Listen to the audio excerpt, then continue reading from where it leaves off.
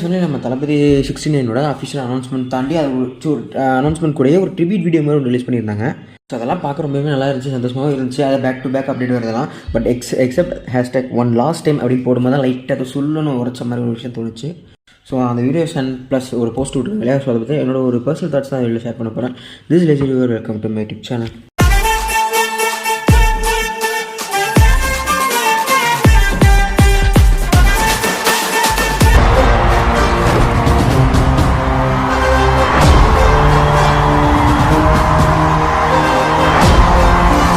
First கதை சொல்லிடலாம். So T69 தான் நம்ம தளபதியோட கடைசி படமாக இருக்க போது அப்படின்னு சொன்ன சமயத்தில் வந்து நம்ம அச்சுனத் தான் படத்தை டேரக்டர் இருக்க போது சொல்லிட்டு ஏகப்பட்ட ரூமர்ஸ் கிளம்பி இருந்துச்சு. அண்ட் அச்சுனத் தான் படம் டேரக்டர் இருக்க போது ரூமர் கிளம்பும் போது நம்ம கமலஹாசன் சாரோட அச்சுனத் ஒரு படம் பண்ண முடியாது இருந்துச்சு. அதை வந்து #KH233 அப்படிங்கிற மாதிரி மென்ஷன் பண்ணியிருந்தாங்க. ஸோ அந்த படத்தோட போஸ்ட் பார்த்துருந்தாங்களா தெரியும் நான் என்ன சொல்ல வரேன் அப்படின்னு சொல்லிட்டு. ஸோ அந்த படத்தோட அந்த கதையை தான் நம்ம T69 நம்ம தளபதிக்கு அச்சுனத் கொடுக்க போகிறதா ஒரு ரூமர் கிளம்பி இருந்துச்சு. ஸோ இந்த ரூமருக்குலாம் ஒரு பதில் சொல்கிறது மாதிரி நம்ம அச்சுனத் ரீசெண்டாக ஒரு இன்டர்வியூவில் அந்த படம் அப்படி இருக்காது, அது வந்து ஒரு எல்லா ஆடியன்ஸும் என்டர்டைன்மெண்ட் பண்ணக்கூடிய ஒரு அவுட் அண்ட் அவுட் கமர்ஷியல் மூவியாக தான் இருக்கும் அப்படிங்கிற மாதிரி சொல்லியிருந்தாரு. பட் ஆனால் ஃபர்ஸ்ட் லுக் பார்க்கும்போது அப்படி தெரியல எப்போ அப்படிங்கிற மாதிரி தான் இருக்குது. பிகாஸ் அந்த படத்தோட ஃபர்ஸ்ட் லுக்கில் இருக்கக்கூடிய அந்த டேக்லைன் பார்த்தீங்கன்னா torch bearer of democracy arriving சொல்லுவாங்க. ஸோ டார்ச் பியர்னு சொல்ல சமயத்தில் இருக்கிற மனுஷங்களை ஒரு அவங்க கிட்ட கூட வெளிச்சத்தை யூஸ் பண்ணி வெளிச்சத்துக்கு கூட்டு வரும் அப்படிங்கிற மாதிரி ஒரு விஷயத்தை தான் சொல்லியிருப்பாங்க, வெளிநாட்டு கூட்டு போகிற மாதிரி தான். அண்ட் அதே மாதிரி KH233 படத்தோட அந்த டேக்லைன் ஞாபகம் இருக்கா, ரைஸ் டு ரூல். எப்படி பார்த்தாலும் அந்த டேக்லைன் வேற வேறையாக இருந்தாலும் கொடுக்கக்கூடிய மீனிங் ஒரே ஒன்றா தான் இருக்கும்.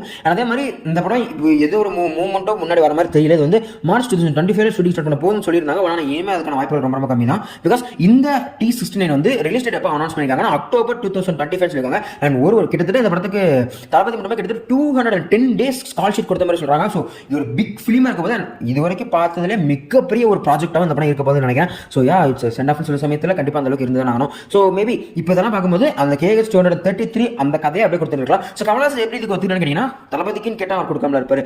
அதே சமயத்தில் இந்த படத்தில் சேரக்கூடிய எல்லா டெக்னீஷியன்ஸுமே உண்மை வெல் மேடான டெக்னீஷியன்ஸாக தான் இருக்காங்க. ஃபைட் மாஸ்டர்லேருந்து அந்த கேமரா ஒர்க்லேருந்து டிஓபிலேருந்து எல்லாருமே உண்மை பெரிய டெக்னீஷியன்ஸாக தான் ஹையர் பண்ணிட்டு இருக்காங்க. ஸோ ஒரு ப்ராப்பரான சென்ட் ஆஃப் இந்த கோயிலுடைய ஒரு அடையாளம் இருக்கக்கூடிய ஒரு ஆள் இப்போ போராட அப்படின்னு சொல்லிட்டு ஒரு ப்ராப்பரான சென்ட் ஆஃப் தான் கொடுக்க நம்ம அச்சுனத் பிளான் பண்ணிருக்கான்னு சொல்றேன். அதே மாதிரி நம்ம அச்சுனத் வந்து ஓப்பனத்தை அடிக்கிற ஆள் தான். கிட்டத்தட்ட இப்போ ரீசென்ட்லி நாங்கள் நிறைய இன்டர்வியூலாம் பார்த்துருப்பீங்க. இந்த பாக்ஸ் ஆஃபீஸ் நம்பர்ஸ் எல்லாமே சும்மா ஒரு மைண்ட் பிளேக்காக தான் பண்றாங்க, அதனால அதை நம்பி சண்டை போட்டுருக்காங்க மாதிரி ஓப்பனாக அடிச்சிருப்பாரு. அந்த மாதிரி ஒரு மறைமுகமான பேச தெரியாது, ஓப்பனாக அடிச்சு இதுதான் உண்மை பேசக்கூடிய ஆள் தான். அது நீங்க இவரோட சதுரங்க வேட்டை அண்ட் இந்த அதிகாரம் ஒன்று ஈவன் நேர்கொண்ட பார்வை அண்ட் தெளிவில் கூட ஓப்பனாக அடிச்சவர் தான் இவர். ஸோ அந்த மாதிரி மூவிஸ் எல்லாம் பார்த்துருந்தீங்கன்னா கூட அந்த மாதிரியான டாபிக்ஸ் எல்லாமே ஓப்பனாக அடிச்சிருவாரு. ஸோ இந்த மாதிரி இந்த படத்தில் இந்த மறைமுகமாக நான் அரசியல் பேசுகிறேன் அப்படிங்கிற எந்த டாபிக் இருக்காது, பேசினா அடிச்சு ஓப்பனாக பேசுற மாதிரி நம்ம பண்றது தோணுது.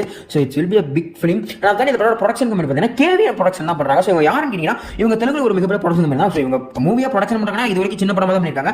அடுத்த வருஷம் தான் 2 மிகப்பெரிய படமா உங்களுக்கு வரப்போது. ஒன்று வந்து டாக்ஸிக், அதாவது நம்ம யாஷன் நடத்த படம் அதுவும் இவங்க தான் ப்ரொடக்ஷன் பண்றாங்க. அதை தாண்டி முக்கியமான படமா T69 இவங்க தான் பண்றாங்க. ஆனால் இவங்க ஒரு மிகப்பெரிய டிஸ்ட்ரிபியூட்டர். ஸோ டிஸ்ட்ரிபியூட்டர் சமயத்தில் இவங்க நிறைய பேர் டிஸ்ட்ரிபியூட் பண்ணிருக்காங்க. நான் குறிப்பிட்ட சில படம் சொல்லணும்னா RRR, இந்த சீதாராமம், அதை தாண்டி 777 Charlie and Sapta Saagaradaache Ello side B and side B 2 படம் வந்துச்சு. ஸோ அது 2 இருக்காங்க. இந்த வருஷமே பார்த்தீங்கன்னா கல்கி 2899 AD அந்த படத்தை இவங்க தான் டிஸ்ட்ரிபியூட்டர் இருந்திருக்காங்க. நான் தாண்டி தங்குவாகவே இவங்க தான் டிஸ்ட்ரிபியூட்டர் இருக்காங்க தெரிஞ்சு இல்லை. நான் தாண்டி கேடி தி டெவில் சொல்லி ஒரு படத்தை பெரிய படத்தை ப்ரொடியூஸ் பண்ணிட்டு இப்போ அதுக்கு ஒரு ப்ரமோஷன் பண்ணிட்டு இருக்காங்க. நான் தொடர்ந்து மார்டின் அண்ட் டோனின் 2 மிகப்பெரிய கன்னட படத்தை இவங்க தான் ஃபண்டிங் கொடுக்குறாங்க. ஸோ இவங்க one of the biggest production company தான். அதையுமே தாண்டி இவங்க வந்து ஒரு மிகப்பெரிய டிஸ்ட்ரிபியூட்டர். ஸோ அந்த சமயத்தில் ஒவ்வொரு மூவியும் எந்த அளவுக்கு புஷ் பண்ணி எந்த அளவுக்கு ப்ரமோஷன் எந்த மாதிரி பண்ணணும் விஷயத்தில் வெல் தெரிந்தவங்க தான் இவங்க.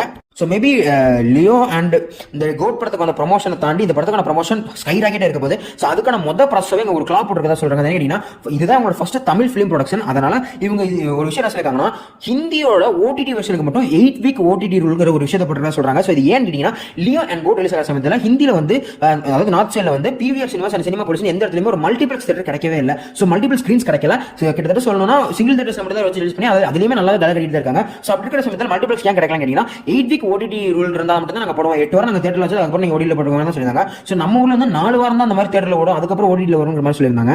ஸோ அது வந்து இந்தியாவில் பிடிக்கல. 4 வாரம் ஓட்டுறதுக்கு நாங்கள் அதுக்கு படத்தை ஓட்டணும், 8 வீக்னா சொல்லுங்க நாங்கள் போடுறோம் அப்படிங்கிற ஒரு கால்ஸ் இருக்க சமயத்தில் அது லியோவில் அவங்களால முடியல. பிகாஸ் அது கான்ட்ராக்ட்லாம் முடிச்சிட்டாங்க. பட் ஆனால் கமிங் டு கோட் அங்கேயும் அவங்களால அதை பண்ண முடியல. பட் ஆனால் T69 அது அஃபிஷியலாக ஒரு கிளாபாவே சேர்த்துருக்கதா சொல்றாங்க. ஸோ இதுலேயே தெரிஞ்சிடும். ஸோ இந்த படத்தை வந்து தளபதியோட கரியர் பெஸ்ட் மூவியாக கொடுக்க தான் அவங்க பிளான் பண்ணிருக்காங்கன்னு சொல்லிட்டு அதே மாதிரி தளபதி இந்த படத்துக்கு கிட்டத்தட்ட 275 crore சார்ஜஸ் பண்ற மாதிரி சொல்றாங்க. 275 crore சொல்ற சமயத்தில் கிட்டத்தட்ட இவர் தான் இப்போ இந்தியாவிலேயே ஹையஸ்ட் பெய்ட் ஆக்டர் இந்த சம்பளத்தை வாங்கிட்டார் அப்படின்னா. பிகாஸ் ஷாருக் கான்ல இருந்து பிரபாஸ்ல இருந்து யாருமே 275 crore டச் கூட பண்ணல. ஸோ இவர் ஒரு வேலை வாங்கினா is the highest paid actor of Indian cinema. But எல்லாமே நல்லா தான் இருந்துச்சு. இந்த அனௌன்ஸ்மெண்ட் வீடியோ பார்க்கும்போது நல்லா இருந்துச்சு. அனௌன்ஸ்மெண்ட் போஸ்டர்லாம் தீயா இருந்துச்சு, எக்ஸப்ட் ஒரே ஒரு ஹேஷ்டேக் தவிர்த்து ஒன் லாஸ்ட் டைம். அதுதான் லைட்டா அதை பார்க்கும்போது சுருண்டு இருந்துச்சு.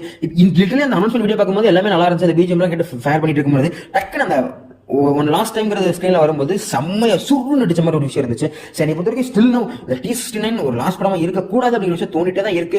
இருக்காதுன்னு எனக்கு தோணுது. மேபி விஜய் கண்டிப்பா ஒரு கம்பேக் கண்டிப்பா ஒரு 3-4 வருஷத்துக்கு வர கொடுப்பாரு அப்படின்னு சொன்னாங்க. ஸோ மேபி இந்த T69 அப்புறம் ஒரு பிரேக் எடுக்கிறாரு அப்படின்னு வர நம்ம வச்சுக்கலாம் நினைக்கிறேன். மேபி ஒரு கம்பேக் கொடுக்கலாம். பட் இது வந்து நிறைய பேர் எங்க கம்பேர் பண்ணுவாங்கன்னா நம்ம ரஜினி சார் வந்து இப்படி நான் விட்டுட்டு போறேன் அப்படின்னு சொல்லிட்டு திரும்ப வந்துட்டாரு. நம்ம கமலஹாசன் சார்லாம் ஸ்டேட்மெண்ட்டே விட்டுருந்தாரு, நான் கண்டிப்பா அரசியல் பண்ண நடிக்க வரமான்னு சொல்லிட்டு. ஸோ அதுக்கப்புறம் அவர் என்ன பண்ணாங்க உங்களுக்கு தெரியும். இப்போ ஏகப்பட்ட லைனை படிக்கிட்டு இருக்காரு. ஸோ அந்த மாதிரி தான் இருக்கும் நிறைய பேர் சொல்றாங்க. பட் எனக்கு என்ன தோணல. இப்ப தளபதி பிளான் தான் இருக்கிறார். அவர் இந்த கேஸை உடைச்சு அந்த இடத்துல ஜெயிக்கணும். அதே சமயத்துல அவர் ஒரு ஆக்டர் விஜயும் பாக்குறதுக்கும் ஆசையா தான் இருக்கு. ஸோ வெயிட் பண்ணி தான் பார்க்கணும். ஸோ இவ்வளவு பெரிய ஆடியன்ஸ் பிளர், இவ்வளவு பெரிய ஸ்டார், இந்த கோலிவுட்ல தனக்குன்னு ஒரு லெகசி பில்ட் பண்ண ஒருத்தர் அவரோட எராவை அப்படியே அவரே என் பண்ணிக்கிற ஒரு விஷயம் கொஞ்சம் கஷ்டமா தான் இருக்கு. ஸோ இந்த போஸ்டர்லாம் பத்தி டிகோட் பண்றது எல்லாமே நல்லாவே இருந்தாலும் இது ஒரு அரசியல் மூவி அப்படி வரப்போது இப்படி வரப்போது என்ன ஒரு எக்ஸைட்மெண்ட் இருந்தாலும் லிட்டரலி அந்த ஒன் லாஸ்ட் டைம்ங்கிறது ஒரு ஹெவி ஹார்ட்டா தான் இருக்கு. ஸோ அந்த படம் முடியும் போது என்ன ஒரு ஹாப்பி எண்டிங் மூவியா இருந்தாலுமே கூட எல்லாருமே ஒரு ஹெவி ஹார்ட்டோட தான் கண்டிப்பா இந்த படத்தை முடிச்சுட்டு வரீங்க. ஸோ இந்த படம் எப்படி முடிஞ்சிருந்தாலும் ஒரு ஹெவி ஹார்ட்டோட தான் அந்த படம் ஒரு மிக்ஸ்ட் எமோஷனோட தான் இந்த படம் முடியும். ஸோ அதுதான் கொஞ்சம் இதா இருக்கு. ஏன்னா இந்த படத்துக்கு வந்து ஒரு 5 நிமிஷம் ட்ரிபியூட் வீடியோ ரிலீஸ் பண்ணாங்க இல்லையா அனௌன்ஸ் அப்படின்னு சொல்லிட்டு. ஸோ அந்த வீடியோ பார்த்துட்டு நிறைய பேர் கணக்கில் சீக்வன்ஸ் நடந்துருந்துச்சு. அப்போ யோசிச்சு பாருங்க, அந்த படம் முடியும் போது இதான் லாஸ்ட் டேஸ் அப்படி சொல்ல மாதிரி இருக்கு சொல்லி. எனக்கு என்னமோ அது லாஸ்ட் மூவியா இருக்கும் தோணல. கண்டிப்பா தளபதி கம்பேக் வருவார் எனக்கு தோணுது. ஸோ இதை பத்தி உங்களோட கமெண்ட் சொல்லுங்க. இதோட வீடியோ முடிச்சுக்கலாம். ஸோ இந்த வீடியோ வந்து எனக்கு வந்து இந்த அனௌன்ஸ்மெண்ட் போஸ்டர் பார்க்கும்போது அனௌன்ஸ் வீடியோ பார்க்கும்போது ஒரு விஷயம் தோணுச்சு. நான் அதை ஷேர் பண்ணா சில டீடைல்ஸ் கிடைச்சது. அந்த டீடைல்ஸ் ஷேர் பண்ணணும் நான் வச்சிருந்தேன். ஸோ இந்த வீடியோ முடிச்சுக்கலாம். இந்த வீடியோ தாட்சி உங்களோட தாட்சி கண்டிப்பா கமெண்ட் சொல்லிப்பாங்க. நான் தாண்டி இந்த T69 நீங்க எவ்வளவு ஹைப்ல இருக்கீங்க, அதை தாண்டி இந்த T69 தளபதியோட கடைசி படமா இருக்குமா இல்லையா அப்படிங்கிறது கமெண்ட்ஸ் கண்டிப்பா கமெண்ட் சொல்லிப்பாங்க. அண்ட் இதெல்லாம் தாண்டி நீங்க ஒரு தளபதியோட ரசிகனா இருந்தீங்க அப்படின்னா உங்களோட மனநலமா இப்ப எப்படி இருக்கிறத கண்டிப்பா கமெண்ட் நான் தெரிஞ்சுக்கிறேன். அண்ட் இதோட வீடியோ முடிச்சுக்கலாம் நினைக்கிறேன். அண்ட் எதிர்ப்பு கமெண்ட் சொல்லிப்பாங்க. ஏதாவது குறைந்தாலும் கண்டிப்பா கமெண்ட் சொல்லிப்பாங்க. அதை வச்சு நான் அடுத்த வீடியோஸ் திருத்திக்க ட்ரை பண்றேன். ஸோ உலகமா சொல்லி முடிச்சுக்கலாமா? இதே மாதிரி என்னோட இண்டஸ்ட்ரியல் இருந்தீங்கன்னா பாய். நெஞ்சில் குடியிருக்கும்